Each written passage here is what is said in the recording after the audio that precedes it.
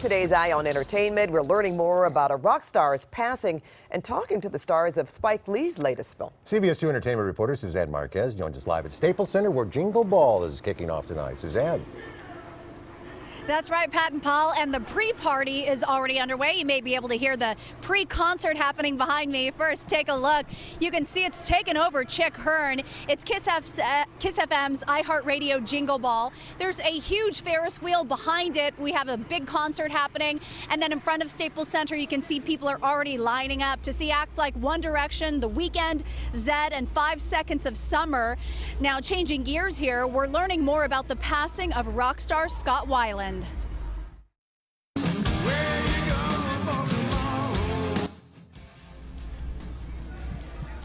The former frontman of bands Stone Temple Pilots and Velvet Revolver died of cardiac arrest. This according to the Daily News. Police found cocaine in the bedroom of the tour bus where he was found, and also found cocaine where his bassist Tommy Black was staying, according to the site. Black was arrested and charged with felony drug possession. Weiland battled addiction throughout his career, but was still performing. In fact, we have part of an interview he did earlier this week. The first concert that you ever went to? Beatlemania. I was about 12 years old. It was in Blossom Hill in Cleveland, Ohio. It had a big effect on me. The Beatles have always had a big effect on me. Scott Weiland was 48. Now, Spike Lee is pointing the camera at Chicago's gun violence in his new movie, Chirac. Welcome to Chirac. Spike Lee's new film, Chirac, uses satire to explore the problem of gun violence in Chicago. Chicago's South Side. If you go by the numbers, it's a war zone.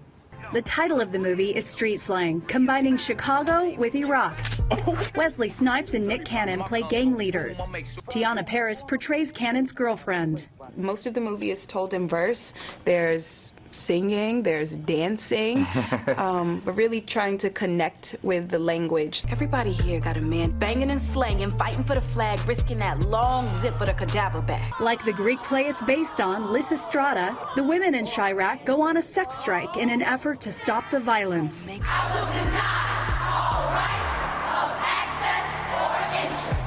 Spike Lee made an effort to hire Chicago actors like Jennifer Hudson and John Cusack. Cusack, whose character is based on a popular local pastor, says the movie exposes some hard truths. It raises very disturbing questions about which lives have value in our society.